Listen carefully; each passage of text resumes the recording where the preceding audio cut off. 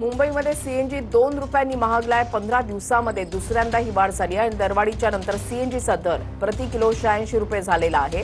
घरगुती पीएनजी सुद्धा 50 पैशांनी महागलेला आहे। मुंबई महानगर प्रदेशातील सीएनजी ग्राहकांना पुन्हा दरवाढीचा फटका बसलेला आहे।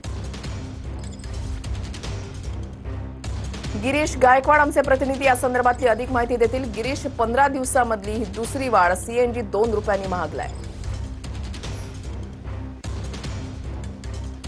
नक्कीच वृषाली, आपण पाहतोय की महागाईचा भडका उडाला असं म्हटलं तर गैर ठरणार नाही। मी सध्या मुंबईच्या पूनम नगर सुमन नगर पेट्रोल पंपावर आहे आणि या ठिकाणी आपण पाहतोय की आता सीएनजीचे जे दर आहेत ते 84 वरून 86 रुपयापर्यंत पोहोचलेले आहेत आणि पीएनजी म्हणजेच घरगुती पाईपलाईनचा जो दर आहे तो सुद्धा 51.50 पैशावरून आता 52 रुपये प्रति युनिट झालेला आहे। मे महिन्यात सीएनजी दरवाढीची दुसरी फेरी आहे।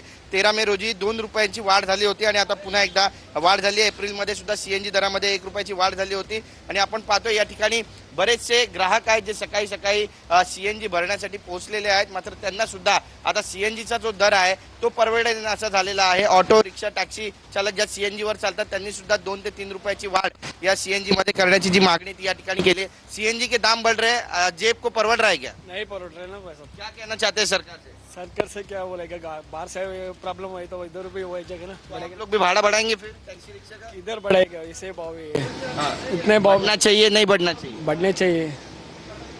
इतना रेट बढ़ रहा है, आप लोग कैसे गुजारा करते हैं? क्या करेगा भाई, मजबूरी करना पड़ेगा ना भाई। नक्कीच बघा, या सगळ्या प्रतिक्रिया आहे। मजबुरी आहे, करावं लागतंय, पोटापाण्याचा प्रश्न आहे असं म्हणतात आणि एकंदरीतच वारंवार होत असलेली जी दरवाढ आहे त्याने सर्वसामान्यांच्या खिशाला आता कुठेतरी झळ पोहोचणार आहे असं म्हटलं तर ते सुद्धा गैर ठरणार नाही। वृषाली, आपण पाहतोय की पश्चिम आशियाई देशामध्ये जी युद्धजन्य परिस्थिती आहे तिचा जो फटका आहे तो या ठिकाणी बसताना आपल्याला पाहायला मिळतोय।